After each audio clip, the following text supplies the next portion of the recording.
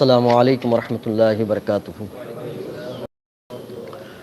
الحمد للہ والصلاة علی نبیہ وعلی آلہ واصحابہ المتادبین بآدابہ، اما بعد فاعوذ باللہ من الشیطان الرجیم، بسم اللہ الرحمن الرحیم۔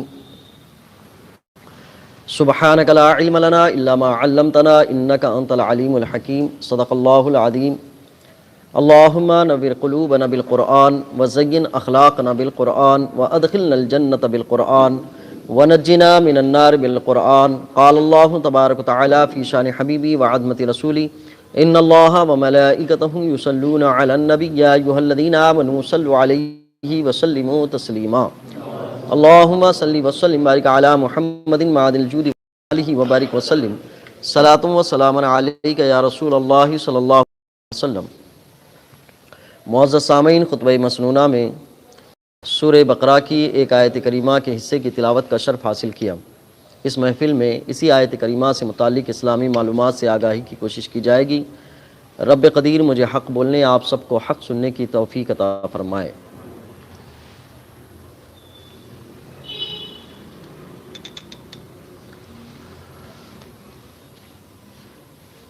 اللہ تبارک تعالیٰ نے حضرت آدم علیہ نبینا علیہ الصلوۃ والسلام اور فرشتوں کے حوالے سے چند باتیں ذکر فرمائیں۔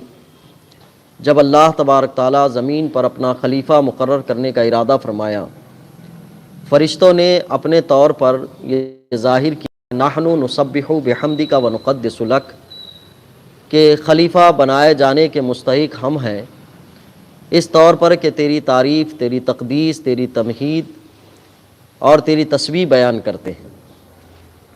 اللہ نے ارشاد فرمایا کہ ان چیزوں کے نام بتاؤ، تو فرشتوں نے کہا سبحانک لا علم لنا الا ما علمتنا انک انت العلیم الحکیم، پاکی ہے تیرے لیے کہ ہمیں تو کچھ علم نہیں سوائے اس کے کہ جو تو نے ہمیں عطا فرمایا۔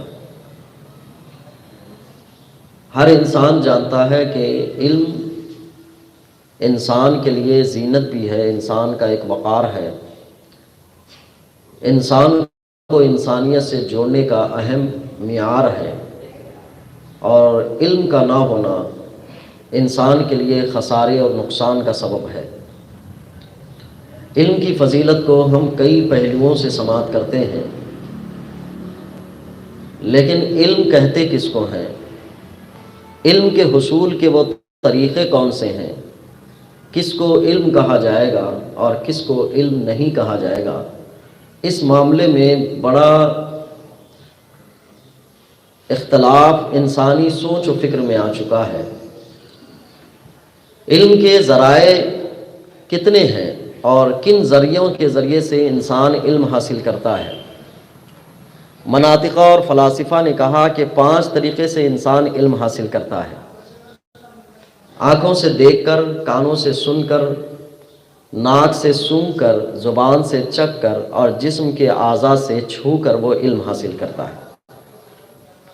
ہمارے پاس جتنا بھی علم آتا ہے ان 5 طریقوں سے آتا ہے۔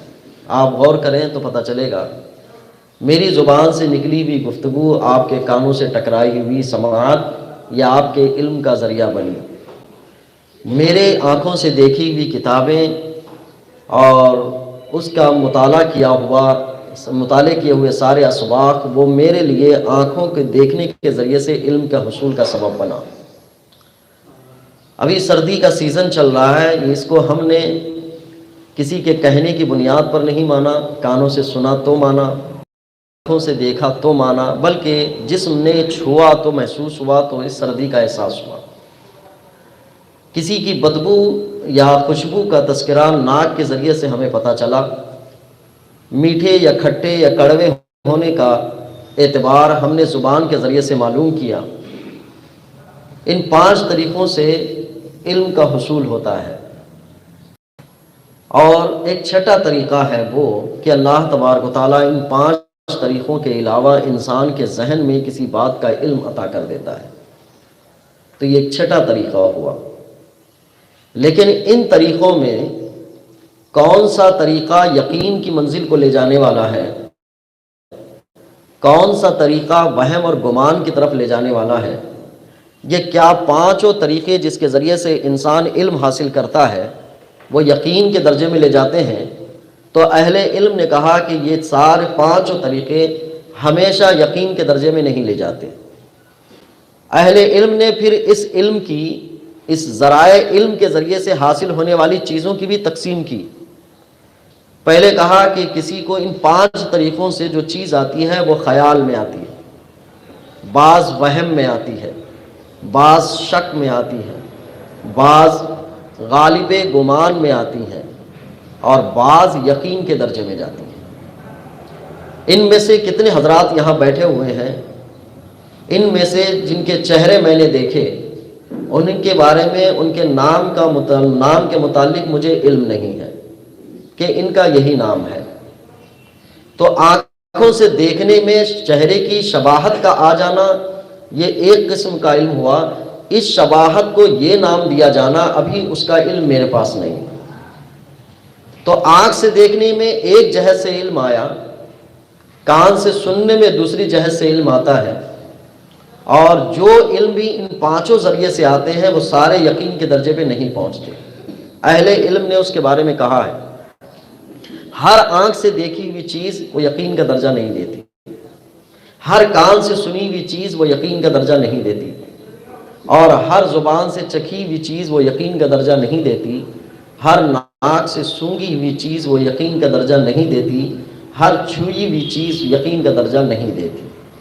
اس کو کئی مثالوں سے آپ سمجھ سکتے ہیں کہ ہم کتنی دفعہ اپنی چھوئی ہوئی چیزوں کے احساس میں خود کنفیوز ہوتے ہیں کہ میں ابھی پتہ کیا تھا تو یہ ایسا لگ رہا تھا، اب ایسا لگ رہا ہے۔ چکھنے والی چیز کے بارے میں اختلاف ہم خود کر بیٹھتے ہیں کہ ابھی ایسا محسوس ہو رہا تھا، اب ایسے محسوس ہو رہا ہے۔ سونگھی ہوئی چیز کے بارے میں بھی محسوس ہوتا ہے، کسی کو بدبو آ رہی ہے تو کوئی کہتا ہے کہ نہیں بدبو تو نہیں نظر آتی ہے، کسی کو خوشبو آ رہی ہے، کسی کو نہیں آ رہی ہے۔ تو یہ سارے ذرائع یقین کے درجے کو نہیں پہنچتے۔ اب ان میں بھی بعض چیزیں وہ ہیں کہ اگر کثرت سے ہو تو یقین کے درجے میں پہنچے، اگر کم ہو تو یقین کے درجے میں نہیں پہنچتی۔ آپ کو اور ہمیں اس بات کا علم ہونا چاہیے کہ علم جو یقین کے درجے پہ ہوتا ہے وہ انسان کو فائدہ دیتا ہے، اور جو یقین کے درجے پہ نہیں ہوتا وہ ہمیشہ ہمیں غلط فہمیوں کا شکار بنا دیتا ہے۔ جس شخص کو بھی اپنی منزل معلوم ہو کہ مرکز کہاں ہے اہل سنت کا، تو بندہ وہاں پہ جانے کے لیے تیار ہو جائے اور فوراً پہنچ جائے، کیونکہ اس کو علم یقینی ہے۔ اور جس کو معلوم نہ ہو، وہ شک میں ہو، یا اس کو راستے گھما دیے گئے ہوں، یا اسے اس کی اتنی علامتیں بتا دی گئی ہوں کہ ہر علامت پر وہ مرکز کو تلاش کرنے میں رہ جائے، تو وہ اس کا زیادہ وقت اسی پہ گزر جائے گا کہ وہ مرکز پہنچ نہ پائے، وہ ہر علامت پہ تلاش کرتا رہے گا۔ علم یقینی انسان کے لیے ایک نعمت ہے کہ وہ بھٹکنے سے، گمراہ ہونے سے بچ جاتا ہے، اور جس کے پاس علم یقینی نہیں ہوتا وہ انسان اپنے دماغ میں صرف چکر لگاتا رہتا ہے، گھومتا پھرتا رہتا ہے، کسی جگہ پہ ٹھہر نہیں پاتا۔ یہ بنیادی چیزیں ہیں ہمارے ذہن میں آنے والی چیزیں۔ اب 1 گھنٹے کی 1.5 گھنٹے کی تقریر سنیں، کانوں تک ہر لفظ ٹکرا لیا، لیکن کوئی جاتا ہے شک کے دائرے میں بیٹھ جاتا ہے، کوئی یقین کے دائرے میں جا کے بیٹھ جاتا ہے، کوئی خیال کی تصویر بنا لیتا ہے، اور کسی معاملے میں بندہ وہم کا شکار ہو جاتا ہے۔ اب یہ سارے یقین کے درجے میں جا کر نہیں بیٹھتے، اب سنا ہوا رہتا ہے کچھ اور، پھر اس وہم کو وہ یقین کے درجے میں لے جاتا ہے، یہاں سے نکلنے کے بعد پھر یقین سے وہ پھر شک کے دائرے میں لے آتا ہے، پھر کانوں تک کوئی بات اور ٹکرائی تو پھر اس میں بھی شک پیدا ہو جاتا ہے، تو یقین کا درجہ اس کے لیے ویسے کا ویسا رہ جاتا ہے۔ اور جس شخص کے پاس یقین نہ ہو وہ آدمی، انسان یا وہ شخص ہمیشہ بھٹکتا رہتا ہے اور ادھر سے ادھر گھومتا رہتا ہے۔ علم یقینی اللہ کی توفیق سے ہے کہ جس بندے کو بھی حاصل ہو۔ قرآن پاک میں ایسے بندوں کا تذکرہ کیا گیا ہے جو بغیر علم کے باتیں کرتے ہیں۔ وہ علم سے مراد کون سی چیز؟ علم یقینی، انہیں یقین نہیں ہے اس چیز کا، تو بغیر یقین کے بات کرنے کو قرآن نے بغیر علم کے بات کرنا کہا ہے۔ ہمارے ذہن میں کتنی باتیں ہیں جو یقین کے درجے میں رہتی ہیں؟ اتنی بات تو طے ہے، آسمان ہمارے سروں کے اوپر ہے، زمین ہمارے پیروں کے نیچے ہے، یہ علم یقینی ہے۔ دن موجود ہے، یہ علم یقینی ہے۔ آپ ابھی بیدار ہیں، نیند میں نہیں ہیں، یہ علم یقینی ہے آپ کے پاس۔ اس کے علاوہ اور اگر دیگر چیزیں پوچھی جائیں تو بعض کے متعلق کہیں گے کہ نہیں، یقین نہیں ہے، مجھے صرف معلوم ہے۔ اگر اس بندے کو یہ پتا رہے کہ یہ علم میرے پاس یقینی ہے، اس میں شک ہے، اس میں وہم ہے، یہ خیال ہے، یہ بھی علم یقینی ہے کہ اس نے علم کے درجوں کو وہ درجہ دیا کہ خیال کو خیال ہی کہا، شک کو شک ہی کہا، وہم کو وہم ہی کہا، یقین کو یقین ہی کہا۔ اس آدمی کو جو وہم کو یقین کر لے، خیال کو یقین کا درجہ دے دے، یقین کو وہم کا درجہ دے دے، وہ بھی بغیر علم کا آدمی ہے، علم نہیں ہے اس کو۔ کتنے لوگ ہیں آج جو پڑھے لکھے ہیں، اور کتنے لوگ ہیں جو پڑھے لکھے لوگوں کے درمیان رہتے ہیں۔ پڑھے لکھے لوگوں کے درمیان رہنے والے یہ دعویٰ کرتے ہیں کہ مجھے بھی معلوم ہے، اور پڑھا لکھا آدمی بھی دعویٰ کرتا ہے کہ مجھے معلوم ہے۔ معلوم شے علم کے ذریعے سے آئی بھی ہوتی ہے، لیکن ہم اور آپ جانتے ہیں کہ پڑھے لکھے آدمی کو ترجیح دی جائے گی اس لیے کہ اس کا علم یقینی ہے، اور جو شخص اس کے ساتھ جڑا ہوا ہے وہ علم یقینی نہیں رکھتا۔ جیسے ایک ڈاکٹر کے لیے کمپاؤنڈر یا میڈیکل والا، اس کے پاس بھی وہ بھی کہتا ہے کہ میں سردی کھانسی بخار کی دوا دے دوں گا۔ کمپاؤنڈر بھی ڈاکٹر کی صحبت میں رہ کے بہت ساری دواؤں کو جانتا ہے کہ ڈاکٹر صاحب اسی کو لکھتے ہیں، اس کے پاس بھی علم آ چکا ہوتا ہے، تو وہ بھی اپنے معلوم ہونے کا ذکر کرتا ہے۔ لیکن یہ ساری معلومات سب یکساں نہیں ہوتی۔ اگر اس معلوم ہونے کے دعوے کو سن لیا جائے تو ڈاکٹروں کے پاس پیشنٹ کم ہو، میڈیکل اور کمپاؤنڈر کے پاس زیادہ جائیں، لیکن سب جانتے ہیں کہ ان کے پاس علم یقینی نہیں ہے۔ آپ غور کریں، یہی معاملہ زندگی کے ہر شعبے میں ہے۔ جس کے پاس علم یقینی آیا وہ گمراہ اور ادھر ادھر بھٹکنے سے بچ جائے گا، اور جس کے پاس علم یقینی نہیں آیا وہ اپنے خیالات، اپنے تصورات، اپنے وہم، اپنے شک کی دنیا ہی میں گھومتا رہا۔ آج کی دنیا لوگ کہتے ہیں کہ ٹیکنالوجی کی دنیا ہے، نالج کی دنیا ہے، لیکن اس میں میرا تھوڑا اختلاف ہے۔ یقیناً نالج کی دنیا ہے، بڑی معلومات کی دنیا ہے، اور بہت ساری معلومات اور علم ہمیں پہنچ رہا ہے جس سے زندگی میں ہمارا کبھی سابقہ نہیں پڑے گا، اس کا بھی علم ہم تک پہنچ چکا ہے، یا اس تک ہم پہنچ سکتے ہیں۔ لیکن اس میں اختلاف میرا یہ ہے کہ حصول علم کے جو ذرائع ہونا چاہیے ان ذرائعوں کو چھوڑ کر یہ علم ہمارے پاس آ رہا ہے، اور حصول علم کے جو ذرائع ہیں ان کو چھوڑ کر اگر کوئی علم آئے یہ بھی علم نہیں کہلاتا، یہ بھی جہالت کہلاتی ہے۔ علم کے لیے ایک لفظ استعمال کیا جاتا ہے کہ علم بہت بڑا سمندر ہے، بلکہ ڈاکٹر اقبال کے لہجے میں کہ ستاروں سے آگے جہاں اور بھی ہے، یعنی یہ ستارے جو ہمیں دکھائی دے رہے ہیں یہ اینڈ آف دنیا نہیں ہے، کائنات کا اینڈ نہیں ہے۔ اگر آدمی جستجو کرے، ریسرچ کرے، ڈسکوری کرے تو اس سے آگے بھی جا سکتا ہے۔ علم کے مینار اور بھی رکھے ہوئے ہیں۔ علم بہت بڑا سمندر ہے، اس سمندر سے تھوڑا اخذ کیا گیا ہے۔ معلومات حاصل کرنے والے، پڑھنے لکھنے والے لوگوں کو کتابوں کی شکل میں کالے کالے حروف کے ذریعے سے اس کو ایک سلیبس بنایا گیا، پھر اس سلیبس کو اسکولوں میں پڑھایا گیا تاکہ لوگ علم والے کہلائیں۔ لیکن آج کے دور میں اس سلیبس کو شارٹ کر دیا گیا۔ شارٹ کرنے کے بعد پھر اس میں بھی بچوں کو کچھ پیپر دیے گئے کہ ایگزام میں یہی آئے گا، اس کی تیاری کی گئی، پھر اس تیاری سے بچہ ایگزام میں پاس ہوا، اس پاس ہونے میں 90% مارکس لایا۔ اب سارے لوگوں نے مٹھائیاں بانٹی، گلپوشی کی اس کی کہ 90% مارکس لایا، تو دعویٰ یہ ہوا کہ 90% اس کے پاس علم آیا۔ یہ خود ایک جہالت ہے۔ اس کلاس میں جو سلیبس تھا وہ علم کا ایک قدم اندر، پھر اس شارٹ میں بھی ایگزام میں جو آئے گا اس کی تیاری کی گئی، وہ بھی اس سے بھی مختصر، اس میں 90% مارکس اٹھایا وہ۔ تو اب سارے علم والوں نے کہا کہ بہت نمبر اٹھائے، مٹھائیاں بھی تقسیم ہوئی، گلپوشی بھی کی گئی اس کی. تو یہ ایک علم نہیں ہے، ایک جہالت کی ایک شکل ہے. صرف اتنا ہوا اس کے ساتھ کہ جتنا پڑھا تھا اس میں سے 90% اٹھایا اس نے. یہ علم والا ابھی نہیں کہلائے گا. پہلی کلاس سے لے کر 10ویں کلاس تک، فرسٹ ایئر سے لے کر سیکنڈ ایئر تک، یا پھر گریجویشن حاصل کرنے تک، سارا سسٹم یہی ہے کہ جتنا سلیبس پڑھایا گیا اتنا علم اس کے پاس آیا، اتنے ہی علم میں وہ اتنے نمبر اٹھایا. پڑھا لکھا عالم یا بہت بڑا عالم نہیں کہلایا. ہمارے استاد نے تربیت کرتے ہوئے کہا تھا کہ فراغت ہونا یہ علم کا اینڈ نہیں ہے، علم یہاں سے شروع ہونے والا ہے. فضیلت کے دن میں کہا تھا. 8 سال عالم کورس کرنے کے بعد استاد نے کہا علم یہاں ختم نہیں ہے کہ اب تم یہ سمجھ لو کہ پڑھنا ختم ہو گیا، پڑھانے کا دور شروع ہوگا، بلکہ اب علم یہاں سے شروع ہوگا تمہارا. تو علم اور بغیر علم، اس کنفیوز میں انسان زندگی گزار رہا ہے. میں نے کہا جو ذرائع ہیں ہمارے پاس آنے کے، وہ سارے ذرائع علم یقینی کے نہیں ہیں. کوئی شک کے دائرے میں لے جا رہا ہے، کوئی گمان کے دائرے میں لے جا رہا ہے، کوئی خیال کے دائرے میں لے جا رہا ہے، کوئی کہاں کہاں لے کے جا رہا ہے. یقین کا علم، علم جو یقین کے ساتھ ہوگا وہی علم کہلایا ہے، اس کے بغیر علم نہیں. قرآن پاک نے ذکر کیا ہے بغیر علم والوں کا تذکرہ، کہ بغیر علم کے انسان اللہ کے علاوہ معبود بنا لیتا ہے.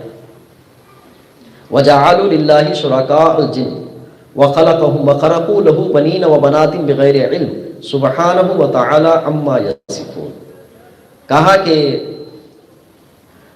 اللہ کے لیے انہوں نے جنات میں سے شریک ٹھہرایا اور بنایا، پیدا کیا ان کے اللہ کے لیے بیٹیاں اور بیٹے بغیر علم کے. اللہ کے لیے بیٹے بھی مانے، بیٹیاں بھی مانی. بغیر علم کے اللہ کے لیے بیٹے اور بیٹیاں ماننا، ان کے پاس کون سے ذرائع تھے؟ آنکھ سے دیکھ کر آئے تھے کہ بیٹے اور بیٹیاں ہیں، کان سے سن لیا تھا کہ کسی نبی نے بتایا کہ اللہ کے لیے بیٹے اور بیٹیاں ہیں، کسی اللہ کی طرف سے بھیجے ہوئے فرستادہ سے سن لیا تھا، محسوس کیا تھا، ان سے ملاقات کی تھی، بات چیت کی تھی، کچھ نہیں تھا. تو جو ذرائع علم تھے ان ذرائعوں کو چھوڑ کر بغیر اس کے سے اس کو بنا لیا، بیٹے بھی بنائے، بیٹیاں بھی بنا لی. تو قرآن نے کہا اس کو یہ علم نہیں ہے، یہ بغیر علم ہے، اس کو علم نہیں کہا جائے. کیونکہ جن ذرائع سے آنا چاہیے تھا وہ ذرائع سے آئے نہیں، انہوں نے اپنے وہم میں بنا لیا. شیخ چلی کا نام ہم نے سنا ہے. شیخ چلی عام طور پر جب بھی اس کا تصور آتا ہے تو کہتے ہیں یہ خیالی پلاؤ زیادہ بناتا تھا، خیال ہی میں ساری چیزیں ترتیب دیتا تھا، خارج میں اس کا کوئی وجود ہو یا نہ ہو، لیکن خیال ہی میں سب چیزیں بنا لیتا تھا. تو شیخ چلی جیسی کیفیات سے زندگی گزارنے والوں کی طبیعتیں آج کیفیتیں زیادہ بنتی جا رہی ہیں. ہر آدمی خیالات کی دنیا میں علم یقین کا درجہ دے کر خیال کو علم یقین دے رہا ہے. قرآن نے کہا کہ اللہ کے لیے بیٹے اور بیٹیاں بنانا یہ بغیر علم کے ہے، بغیر علم کے گالی گلوچ کرنا. قرآن نے اس کو بھی ذکر کیا ہے، وَلَا تَسُبُّوا الَّذِينَ يَدْعُونَ مِن دُونِ اللَّهِ فَيَتَبَوَّأُوا اللَّهَ عَدُوًّا بِغَيْرِ عِلْمٍ أَوْ كَمَا قَالَ اللَّهُ، کہ اللہ تبارک و تعالیٰ کہ وَلَا تَسُبُّوا الَّذِينَ يَدْعُونَ مِن دُونِ اللَّهِ، اللہ کے علاوہ جو معبود ہیں ان کو گالی نہ دیا کرو، اس لیے کہ اگر ان کو تم گالی دو گے تو تمہارا گالی دینا ہو سکتا ہے علم کی بنیاد پر ہو کہ وہ غلط ہے، لیکن اس کے بدلے میں جوش انتقام میں وہ لوگ تمہارے اللہ کو گالی دیں گے، اور یہ بغیر علم کے ہوگا. تو بغیر علم کے وہ گالی دیں گے. اس کے بعد گمان کو یقین کا درجہ دینا، اس کو بھی قرآن نے کہا کہ یہ بغیر علم کے ہیں. ما لکم اللہ تاکلوا مما ذکر اسم اللہ علیہ وقد فصل لکم ما حرم علیکم الا ما اضطررتم الیہ وان کثیرا لیضلون باہوائہم بغیر علم. خواہشات کی دنیا کی پیروی کرتے ہوئے انسان اس کو علم کا درجہ دے دے تو قرآن نے کہا کہ یہ بغیر علم کے گمراہ کرتے ہیں. یہاں پر بھی ذکر کیا. اور ایک اپنی اولاد کو قتل کر دینا بغیر علم کے، اس کا بھی تذکرہ قرآن نے کیا. قد خسر الذین قتلوا اولادہم سفہا بغیر علم. کہ بڑے نقصان میں ہوئے وہ لوگ جنہوں نے اپنی اولاد کو قتل کیا ناحق بغیر علم کے۔ پہلے کے دور میں لوگ اولاد کو قتل کرتے تھے، کچھ قبیلے تھے کہ جن قبیلوں میں یہ کیفیات تھی، رواج تھا، رسم تھا کہ بچی کے پیدا ہونے کے بعد ان کو قتل کر دیا جاتا تھا۔ ان کا علم یہ کہتا تھا کہ بچی پیدا ہوگی، ان کو ہم تربیت کریں گے، تعلیم دیں گے، یا کچھ بھی اس کو پالیں گے، پوسیں گے، پھر اس کے بعد ایک گھر بیاہ دے دیں گے تو ایک شخص ہم پر حاکم بن جائے گا جو داماد کی شکل میں ہوگا۔ اس لیے بچیوں کو بچپن میں پیدا ہوتے ہی قتل کر دیتے تھے تاکہ کوئی ہم پر حکمران نہ بن سکے، ہم کسی کے ماتحت نہ آ سکیں۔ یہ ان کا علم تھا۔ اس علم کی بنیاد پر وہ لوگ جو ہے قتل کرتے تھے، تو قرآن نے کہا بغیر علم، یہ بغیر علم کے قتل کر دیتے ہیں، انہیں پتہ نہیں بچیوں کے پیدا ہونے کا نفع کیا ہے، بچیوں کے پیدا ہونے سے انسان کو سکون و طمانینت کیا ہے، تو بغیر علم کے قتل کر دیتے ہیں۔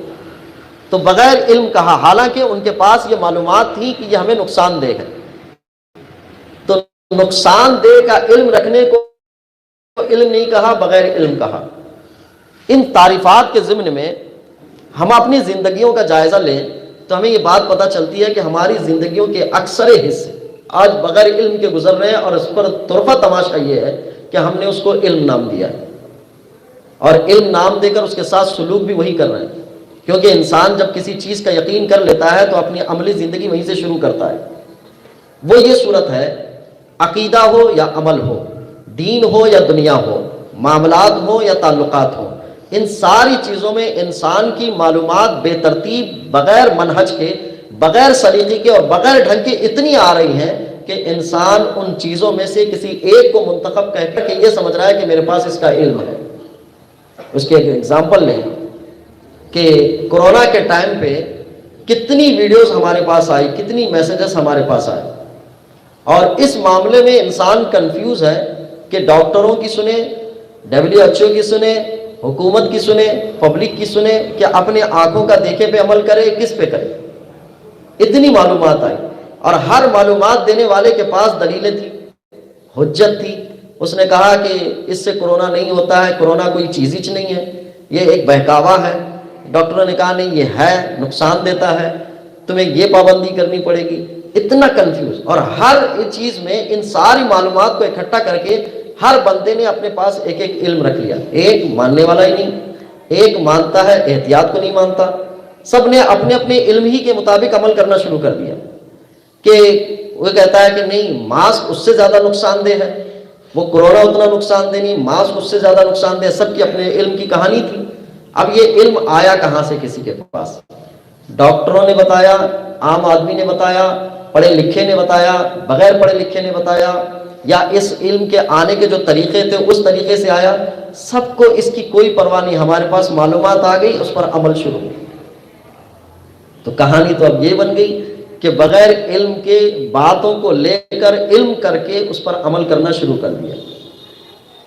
اب اس معاملے میں کہانی کتنی بڑی۔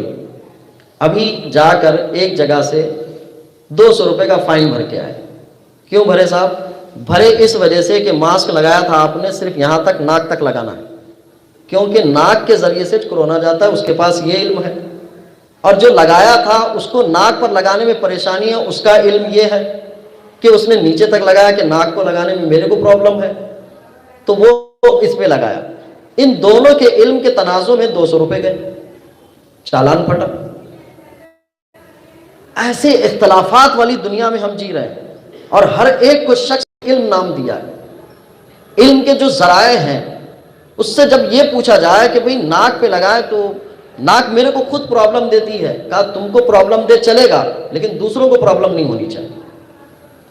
اچھا، اس کا پرابلم ہونا یقینی ہے، اس کے ذریعے سے دوسروں کو پرابلم ہونا یقینی نہیں ہے، تو غیر یقینی کو اس نے یقینی کے درجہ دے دیا کہ نہیں تم سے تو پھیلے گا ہی، 200 روپے دے گے تو نہیں پھیلے گا۔ آپ سمجھ رہے ہیں کیا چلتا ہے؟ ان ساری کہانیوں میں ایک بات نمایاں ہے، وہ یہ ہے کہ بغیر علم کو علم کا درجہ دیا گیا، اور بغیر علم کو علم کا درجہ دینے سے انسانی زندگی انتشار کا شکار ہوتی ہے۔ ایک دوسرے کے لیے اعتماد نہیں بیٹھتا، ایک دوسرے پر آدمی کی طبیعت نہیں جمتی، ایک دوسرے کے لیے معاملات میں خوبصورتی نہیں آتی۔ آپ کے پاس، ہمارے پاس کسی بھی آدمی کے اچھے اور برے ہونے کا معیار کیا ہے؟ علم کیا ہے؟ ایک شخص ہمارے ساتھ کسی معاملے میں دھوکہ کیا، تو دھوکہ کرنے کے بعد اب اس کا علم بیٹھا کہ اس نے میرے ساتھ دھوکہ کیا ہے، اب میں اس کے ساتھ زندگی کے کسی معاملے میں لین دین نہیں کروں گا۔ ایک شخص ایک دفعہ برا ہو تو کیا ساری زندگی برا ہوگا؟ یہی علم کا طریقہ ہے؟ آج کسی بھی شخص کی نظر میں کوئی شخص اچھا نہیں ہے، اس لیے کہ اس کے پاس جو دائرے آ رہے ہیں وہ یہ آ رہے ہیں کہ برائی کے دائرے پہلے آ رہے ہیں اس کے، کہ اس آدمی کے اندر یہ کمی ہے، یہ کمی ہے، یہ کمی ہے، یہ کمی ہے۔ اب جب کمی ہے تو دور رہنا چاہیے، دور رہنا چاہیے، دور رہنا چاہیے۔ اس علم کو بنا لیا اس نے، لیکن یہ طریقے کہاں سے لیے گئے ہیں؟ ایسا علم کس نے دیا ہے کہ کسی کی برائی، کسی کی کمی دیکھ لیں تو اس سے دور ہو جائے؟ یہ عملی طریقہ کس نے دیا ہے؟ کسی کے پاس کچھ نہیں، بس اس نے ایک ذہن میں خاکہ بنا لیا، جس بندے کے اندر ایسی ایسی کمی ہو میں اس کے ساتھ نہیں رہتا۔ اس کے مقابل میں جب اس سے پوچھا جائے آپ کے اندر جو کمیاں ہیں اس کو دیکھ کر آپ کو بھی لوگ چھوڑ دیں، تو پھر انسان ایک دوسرے کو چھوڑ کر ہی جیے گا۔ جب ایک دوسرے کو چھوڑ کر جیے گا، انسان کو اللہ نے ایک دوسرے کے ساتھ ضرورت کے مطابق تعلقات بنا کے رکھنے کے لیے دنیا میں بھیجا ہے، اور انسان نے اپنے علم کے مطابق سب سے کنارہ کرنے کا طریقہ اختیار کر لیا۔ تو یہ علم کے طریقے آ کہاں سے رہے؟ تو میں نے ایک ذکر کی کہ ہمارے پاس آج کے وقت میں جو علم آ رہا ہے وہ علم یقینی میں شکوک پیدا کرنے والا علم آ رہا ہے۔ اس کو قرآن نے کبھی بھی علم نہیں کہا۔ اسی لیے قرآن نے جب یہ بات ذکر کی تھی کہ قرآن اللہ کی کتاب ہے تو سب سے پہلے اس کی ضمانت دلوائی تھی، ذالک الکتاب لا ریب فیہ۔ شک پیدا کرنے والے بہت آئیں گے، لیکن تمہیں اس بات کا یقین رکھنا ہے کہ یہ اللہ کی کتاب ہونے میں کوئی شک نہیں ہے۔ پہلے اس کو کلیئر کیا گیا۔ ایمان کے معاملے میں یقین کو مضبوط رکھنے کے لیے اس کے خلاف آنے والی ہر چیز کو رد کیا، تو جب رد کیا تو علم یقینی باقی رہا، ورنہ صرف علم کا آ جانا، صرف سوچوں کا آ جانا، وہموں کا آ جانا، یہ علم نہیں کہلاتا ہے۔ انسان کے پاس اتنا بھی امتیاز کا طریقہ نہیں، فرق کرنے کا طریقہ نہیں کہ میری سوچ میں جو کچھ چیز آ رہی ہے وہ یقین ہے، علم ہے، یا شک ہے، یا وہم ہے۔ اس کے پاس امتیاز کا کوئی ڈھانچہ ہی نہیں ہے، طریقہ ہی نہیں ہے۔ ہم سے کوئی بھی کسی بھی آدمی کو بدگمان کر کے چلا جاتا ہے، کسی کے بھی متعلق یقین پیدا کر کے چلا جاتا ہے، تو یقین کس کے متعلق کیسے پیدا کرنا چاہیے؟ وہم اور شک کسی کو آیا تو اس کا دور کیسے کرنا چاہیے؟ اس کے لیے ہمارے پاس کوئی ترازو نہیں، کوئی میزان نہیں۔ زندگیاں سوچ و فکر کی کھلے دائرے کی دنیا میں جی رہے ہیں، اور اس میں ہر آنے والی چیز کو انسان اپنی ہی سوچ میں یقین کو وہم، وہم کو یقین کا درجہ دیتے جا رہا ہے، اور اس سے یہ ہوگا انتشار ہوگا۔ انتشار یہاں تک ہوگا کہ میاں بیوی ایک ڈھنگ سے نہیں رہ پائیں گے، اولاد ماں باپ اپنے ساتھ ڈھنگ سے نہیں رہ پائیں گے۔ یہ جو سوچ کے دائرے بنے ہوئے علم یقینی کی، ایک ماں باپ کے ساتھ بچے کی زندگی کا ایک طویل عرصہ گزر جاتا ہے، کوئی بھی شخص آ کر اب اس کی اولاد کو والدین کے خلاف کرنے کے لیے ایک بات بول کے چلا جاتا ہے تو وہ آدمی اس کو یقین کا درجہ دے دیتا ہے۔ میاں بیوی کے درمیان اختلافات پیدا کرنے کے لیے کوئی کسی کے کان بھر دیتا ہے تو وہ اس کو یقین کا درجہ دے دیتا ہے۔ بیوی شوہر کے خلاف، شوہر بیوی کے خلاف، اور آپس میں ایک دوسرے کے دینی معاملات میں کہ اس نے یہ کہا، اس نے یہ کہا، اس نے یہ کہا، پھر اس کی نیوز پہنچائی گئی دوسروں تک، پھر اس میں پہنچانے والوں نے اضافہ کر لیا، پھر اس کے متعلق یقین کر لیا کہ یہ یہی چیز واقع ہوئی ہے۔ دین میں بھی انتشار پیدا ہوا۔ بغیر علم کے بات کرنے والے کفر تک اور شرک تک پہنچ جاتے ہیں، بغیر علم کے۔ کسی بھی شے کے متعلق یہ بات دھیان میں رکھیں، جب ہمارے پاس آ رہی ہے تو وہ علم کے طریقوں سے آ رہی ہے کہ بغیر علم کے طریقوں سے آ رہی ہے تو طریقہ کیا ہونا چاہیے؟ طریقہ یہ ہونا چاہیے کہ اس کو پہلے شک کے دائرے میں رکھیں، وہم کے خاکے میں رکھیں، خیال کے درجے میں رکھیں، کہ اس کو یقین کے درجے میں لائیں۔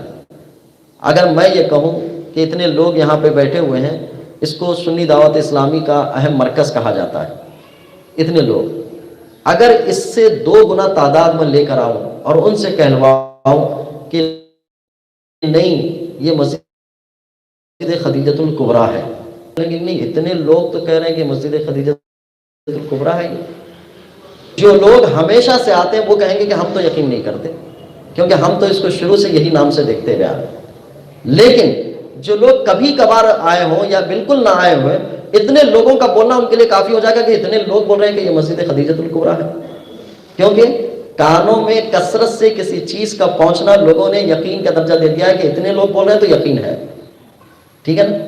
اب اگر یہی ضابطے بنائے گئے ہیں یقین کے، اور جو علم یقینی کے جو طریقے تھے وہ چھوڑ دیے گئے ہیں، تو پھر آپ سمجھیں کہ کسی کے متعلق کچھ بھی سمجھانے کے لیے ہمارے پاس کن چیزوں کی ضرورت ہوگی؟ تعداد کی ضرورت ہوگی۔ تعداد لے کے آئیں، کھڑے ہوئے آدمی کو کہہ دیں یہ عورت ہے تو سب عورت کہہ دیں، یقین کو بدل دیں۔ کیونکہ طریقہ علم کیا تھا؟ کسی کے متعلق میں نے یہ گفتگو اس لیے چھیڑی تھی کہ دین کے معاملے میں کوئی کسی پر تکیہ نہیں کر رہا ہے، بھروسہ نہیں کر رہا ہے، بھروسہ کر رہا ہے ہر اس آنے والے طریقے پر جو غلط علم کے زاویے پر آتے ہیں۔ غلط علم کے زاویے پر آنے والی صورتوں پر یقین کر کے غیر یقینی علم کو یقین کا درجہ دے رہا ہے۔ اس کی ایک مثال لیں، لوگ آج علم والے وہ بھی نکلے ہوئے ہیں کہ کہتے ہیں کہ اگر حدیث میں ثابت ہے تو کریں گے، نہیں تو نہیں کریں گے، ٹھیک ہے نا۔ میں یہ کہتا ہوں کہ اسلام کی بنیاد صرف حدیث پر ہے، صرف قرآن پر ہے کہ اس کے علاوہ بھی ہے؟ اگر یہ ضابطہ ہے کہ صرف قرآن اور حدیث، اس کے علاوہ کوئی دین کا ضابطہ نہیں ہے، تو قرآن اور حدیث کو صرف قرآن اور حدیث ہی سے ثابت ماننا پڑے گا، انسانی منہ سے نہیں ثابت ماننا پڑے گا۔ میرے ہاتھ میں جو قرآن ہے، اللہ کی طرف سے مجھے کوئی وحی یا کوئی الہام نہیں ہوا، نبی کریم صلی اللہ علیہ وسلم نے خواب میں آ کر ذکر نہیں کیا، صحابہ میں سے بعض نے بھی آ کر ذکر نہیں کیا، مجھے امام بخاری نے بھی آ کر ذکر نہیں کیا کہ یہ بخاری ہے۔ میں نے جن سے سنا ہے وہ میرے اوپر والے۔ آپ نے قرآن و حدیث کو ماننے کا پہلا جو ڈھانچہ رکھا تھا کہ ہم صرف قرآن و حدیث کی بات مانتے ہیں، اس کے علاوہ نہیں، یہ علم کا طریقہ کس نے دیا آپ کو؟ کہاں سے آیا یہ کہ آپ چند آدمیوں نے مل کے ایسے ہی بنا لیا؟ جیسے میں نے ابھی مثال دی تھی کہ ہم نے اس کو مسجد خدیجۃ الکبریٰ نام دے دیا، مسجد خدیجۃ الکبریٰ نام دے دیا تو ہو گئی اب یہ مسجد خدیجۃ الکبریٰ۔ ٹھیک ہے، آپ جو بیٹھے ہوئے ہیں ان کے نزدیک تو نہیں ہے، لیکن میں جو 3 گنا آدمی لے کے آیا ان کے نزدیک تو ہو گئی، میں انہی کے درمیان زندگی گزاروں گا کہ انہی لوگوں کے درمیان کی مسجد خدیجۃ الکبریٰ۔ اب اسی کے حساب سے پر احکامات جاری ہوں گے۔ تو یہ جو طریقہ لایا علم کے معاملے میں کہ صرف قرآن اور حدیث، بلکہ حدیث بھی ثابت ہے محدثین کی زبان پر، قرآن بھی ثابت ہوا محدثین کی زبان سے، تو آپ کو ایک تیسرا درجہ لانا پڑے گا علم یقینی کا کہ ان کی بات بھی مانی جائے گی۔ اس کو کٹ کر کے میں آپ کی بات کیوں مانوں کہ یہ ضابطہ یہ ہے کہ صرف قرآن و حدیث کی بات مانی جائے گی، اس کے علاوہ دوسرے کی نہیں مانی جائے گی؟ میں آپ کی یہ بات کیوں مانوں؟ کس نے کہا آپ کی بات مجھے ماننے کے لیے؟ آپ نہ خود قرآن ہے نہ خود حدیث ہے۔ ایسے ڈھانچے چل رہے ہیں، ایسے زاویوں سے طریقے چل رہے ہیں، علم کے غیر مناسب طریقوں سے علم دینے کی کوشش کی جا رہی ہے۔ وہ علم نہیں ہے، بغیر علم، ثبوت ایسے ہی انداز سے مانگا جا رہا ہے۔ اللہ کے ایک ہونے اور اللہ کے ساتھ کسی کا شریک نہ ہونے پر قرآن پاک نے جتنی دلیلیں دی ہیں، ان دلیلوں پر غور کرتے ہیں تو ایسا لگتا ہے کہ جامع دلیلیں ہیں۔ اس میں کانوں کا بھی دخل ہے، آنکھ کا بھی دخل ہے، احساس کا بھی دخل ہے، انسانی زندگی کا دخل ہے، انسانی ڈھانچے کا دخل ہے، انسان کی پیدائش کا دخل ہے، پیدا ہونے کے بعد جینے کا دخل ہے، جینے کے بعد مرنے کا بھی دخل ہے۔ علم یقینی قرآن نے دیا ہے کہ آپ نہیں غور کرتے کہ تم پہلے کچھ نہیں تھے، جھلکتے پانی سے تمہیں پیدا کیا ہے، پھر تمہیں گوشت کا لتھڑا بنایا، پھر تمہارے اندر روح پھونکی، پھر تمہیں دنیا میں وجود دیا، پھر تمہیں روزی دی، پھر تمہیں زندگی دی، پھر تمہیں موت بھی دے گا۔ یہ ایسی چیزیں تھیں کہ انسان اس کو دیکھ بھی رہا ہے، سن بھی رہا ہے، محسوس بھی کر رہا ہے، سارے طریقوں سے محسوس کر رہا ہے، تب اسے جا کے خدا کی قدرت کا علم ہو رہا ہے۔ اب ان کو چھوڑ کر ان دنیا میں وہ لوگ بھی ہیں جو خدا کی قدرت کا انکار کرتے ہیں، لیکن وہ کس علم کی بنیاد پر کرتے ہیں؟ کون سے ذرائع کی بنیاد پر کرتے ہیں؟ کون سا ذریعہ ہے ان کے پاس کہ یہ کہنے کے لیے کہ اس دنیا کا کوئی خالق نہیں ہے، یا اس دنیا کے 100 خالق ہیں، یا اس دنیا کے معبود کئی ہیں؟ کون سے ذرائع ہیں ان کے پاس؟ کیسے پتہ چل گیا اس چیز کا؟ تو ہماری دنیا بھی اسی کشمکش کے دائرے میں جی رہی ہے۔ جتنے ویڈیوز، جتنے میسیجز آپ پڑھتے رہیں گے، یقین جانیں کہ یقین سے دور ہوتے جائیں گے، کیونکہ یہ سارے کنفیوز پیدا کرنے والے کام۔ علم یقینی دینے والے نہیں ہیں۔ بندہ کتاب کے طریقے کو چھوڑ کر موبائل کے طریقے پر آ گیا ہے۔ آج کتابیں نہیں پڑھی جا رہی، کتابیں ایسی صورت میں ہو گئی ہے کہ کتاب کو بالکل ہی کوئی دیکھنا پسند نہیں کر رہا ہے۔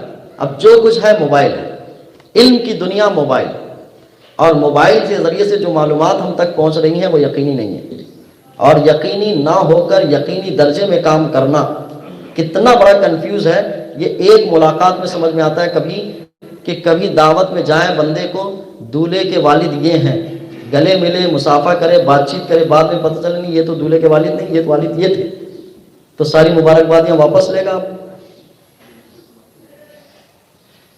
آج ہم نے کسی کو کافر کہا، کسی کو مشرک کہا، کسی کو صلح کلی کہا، کسی کو قوم کا غدار کہا، کس بنیادوں پر کہا ہے؟ کون سے علم کی بنیاد پر کہا؟ اگر وہ زاویے نہیں ہیں تو یہ سارے احکامات آپ پر لاگو ہوں گے۔ بغیر علم کے جن لوگوں نے اللہ کے لیے بیٹے بیٹیاں بنائی تھی، کیا وہ بخشے جائیں؟ بغیر علم کے بنائی، ان کے پاس علم کے وہ طریقے ہی نہیں تھے، تو بغیر علم کے طریقے کے ان لوگوں نے بیٹے اور بیٹیاں بنائی۔ بغیر علم کے طریقے کی بنیاد پر ان لوگوں نے اپنی اولادوں کو قتل کیا۔ بغیر علم ہم جانتے ہیں آج ہماری سوسائٹی کا مزاج کیا ہے، ایک دو لڑکے ایک لڑکی، یہ رہی تو بس ہم خوشحال ہیں۔ کیوں؟ انہیں علم ہے کہ دو لڑکوں سے کاروبار متاع زندگی آگے بڑھے گی، ایک لڑکی محبت کے لیے رہنا چاہیے، اس کی شادی کر کے گھر پہ آ دینا، کیونکہ ان کو یہ علم ہے کہ لڑکیاں زیادہ ہوں گی تو پریشانیاں زیادہ آئیں گی، لڑکے زیادہ ہوں گے تو سہولت زیادہ آئے گی۔ یہ ان کا علم ہے۔ کس نے دیا ہے یہ علم؟ کہاں سے ملا؟ آپ کہیں گے کہ ہماری سوسائٹی سے ملا، ہم جس اکثریتی ملک میں رہتے ہیں وہاں کے لوگوں سے ملا، یہودی مزاج سے ملا، نصرانی مزاج سے ملا، لیکن اسلام کا مزاج تو یہ نہیں تھا۔ اس نے تو کثرت اولاد پر حضور نے فرمایا کہ میں فخر کروں گا پچھلی امتوں پر کہ اللہ نے میری امت کو اتنی کثرت دی، لیکن سب کی سوچ ہے۔ پہلے کے لوگ قتل کرتے تھے، آج بھی قتل ہی کرتے ہیں، لیکن یہ خفیہ قتل ہے کہ 3 کے بعد بند کر دیتے ہیں، ختم ہو گیا مسئلہ، 2 لڑکے ہو گئے، 1 لڑکی، اللہ نے سب دیا ہے مجھے۔ کون سا علم ہے؟ کس ذرائع سے آیا ہے ہمارے پاس؟ کیا ہمارے لیے علم کا درجہ رکھتا ہے؟ اور کسی کو 4 ہو گئے تو بہت اولاد والا آپ سمجھا جائے گا، وہ کہ 4 لڑکے ہیں، اس کو بہت اولاد ہے اس کو، کیونکہ ہم دو ہمارے دو پر تو سب بس کرنے کے طریقے پر آ گئے۔ تو یہ بھی ایک خفیہ قتل ہے۔ قد خسر الذین قتلوا اولادہم صفحا بغیر علم، کہ ناحق جنہوں نے اپنی اولاد کو قتل کر دیا بہت خسارے میں ہے وہ لوگ۔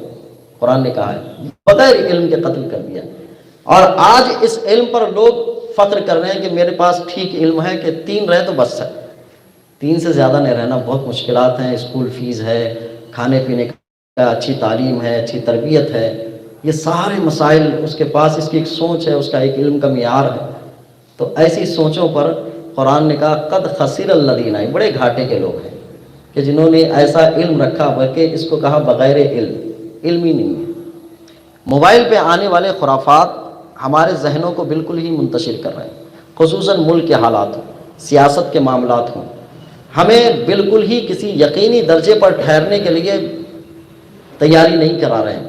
وہ یہ نہیں چاہتے ہیں کہ یہ بالکل تیار رہیں ذہنی اعتبار سے کہ اس موقف پہ ہمیں آنا چاہیے، اس معاملے میں ہمیں آنا چاہیے، وہ کسی موقف پہ لانا نہیں چاہتے، اتنی کثرت کروا دیتے ہیں۔ وجہ یہ ہے کہ علم کے جو ذرائع تھے وہ کتابوں سے تھے، ہمیں یہ موقف لینا چاہیے تھا تاریخ کو پڑھ کر کہ ہماری تاریخ کیا کہتی ہے، پچھلے دانشوروں نے کیا کام کیا تھا، مستقبل کے دور اندیش لوگ کون تھے، ان کو تاریخوں سے پڑھنا تھا، کتابوں کا مطالعہ کرنا تھا، اپنی تاریخ کو جمع کرنا تھا، ان ذرائع سے علم یقینی حاصل کرنا تھا۔ اب تو حاصل کیا جا رہا ہے ڈبیٹوں کے ذریعے سے، حاصل کیا جا رہا ہے ایگزٹ پول کے ذریعے سے، حاصل کیا جا رہا ہے لوگوں کی زبانوں سے، تو یہ علم یقینی بغیر علم ہوگا، جس کو علم کا درجہ دیا جائے تو خسارے میں رہے گا۔ علم یقینی کو انہی ذرائع سے لینا پڑے گا جو یقینی ہے، دور اندیش لوگوں سے سننا پڑے گا کون غدار ہے کون غدار نہیں ہے، اور ان سیاست بازوں سے جو اہم ہے اپنی ذات کے علاوہ قوم کا درد رکھتے ہوں، ان کی زبانی سننا پڑے گا کہ آج کے حالات میں کیا بہتر ہے، ان زبانوں سے سننا پڑے گا، تاریخ کا بھی مطالعہ کرنا پڑے گا، اس لیے کہ غدار کا اصل شباہت میں آنا، اصل شبیہ کا غدار کی شباہت میں آنا، یہ ساری تاریخوں میں کہانیاں پڑی ہوئی ہیں، ان کو بھی سامنے رکھنا پڑے گا، تب جا کے علم یقینی آئے گا۔ صرف موبائلوں کے ویڈیوز اور میسیجز سے علم یقینی نہیں آئے گا، اختلاف آئے گا، انتشار آئے گا، کسی بھی ذہن میں کوئی بات یقینی طور پر نہیں بیٹھے گی وہ آئے گا۔ اور سب نے اس کو سمجھا ہے کہ موبائل سے سب کچھ آتا ہے، موبائل سے سب کچھ نہیں آتا ہے، طریقے تو پرانے ہی ہیں، وہی طریقوں سے علم آتا ہے، اور انہی طریقوں کو چھوڑ کر اگر دوسرے طریقے سے استعمال کریں تو علم یقینی نہیں آئے گا۔ ورنہ کالجز اور اسکول بند کر کے آن لائن تعلیم بھی دی جا سکتی ہے، لیکن سب کو پتہ ہے اس سے علم یقینی نہیں آئے گا۔ وہ بیٹھنا پڑے گا شاگرد استاد کے سامنے، شرف تلمذ حاصل کرنا پڑے گا اور وہاں سے کچھ سیکھنا پڑے گا، تبھی اس کو علم یقینی آئے گا۔ یہ چند باتیں تھیں جو میں نے اپنے ذہنی انتشار کے ضمن میں سمجھی، اور قرآن نے بھی ذکر کیا ہے کہ ایسے طریقوں کو جس کو انسان علم نام دے رہا ہے، بغیر علم وہ علم نہیں ہے، وہ صرف ایک معلومات ہے جو یقین کے درجے سے خالی ہے، اور یقین کے درجے سے خالی ہو کر اس کا علم نام دینا خود ایک دھوکہ، اور بندہ علم والا اسی کو کہلایا گیا ہے جو یقین کے درجے میں۔ قرآن نے جو ذکر کیا ہے قل هل يستوي الذين يعلمون والذين لا يعلمون، کہ علم والے اور بغیر علم والے برابر نہیں ہیں، تو وہاں علم سے مراد علم یقینی ہے، ان علم والوں کے مقابلے میں بغیر علم والے برابر نہیں۔ تو اس ضمن میں دور اندیش کم ہوتے جا رہے ہیں، اور سیاسی، سماجی، علمی، دنیاوی اور دینی فکر رکھنے والے کم ہوتے جا رہے ہیں، اور وہ لوگ اٹھا لیے جا رہے ہیں، اور جو رہ جا رہے ہیں وہ لا علم رہتے جا رہے ہیں۔ اور میرے حضور نے ارشاد فرمایا کہ قیامت کے قریب علم اٹھا لیا جائے گا، اس نوعیت سے نہیں کہ کتابیں اٹھا لی جائیں گی، بلکہ اہل علم اٹھا لیے جائیں گے، اور رہ جائیں گے جہلا جو اپنی جہالت کی بنیاد پر فتوے دیں گے اور لوگوں کو گمراہ کریں گے۔ ہم اس دور میں ابتدائی طور پر داخل ہو چکے ہیں، اب لا علموں کا دور ہے، جو لا علم اپنے آپ کو بڑا علم والا کہنے لگ گئے ہیں، اور ہم بھی اسی طریقے کو علم کا نام دے کر غیر علم کو علم کی جگہ دے دیے ہیں، اور غیر علم کو علم کی جگہ دینا ایسا ہی دھوکہ ہے کہ کسی بھی میڈیکل والے کو ڈاکٹر سمجھ کے ٹریٹمنٹ کر لے جانا، بہت مشکل کام۔ وہاں جان کا دھوکہ ہے، یہاں انسانی زندگی کا دھوکہ ہے۔ اللہ مجھے آپ کو عمل کی توفیق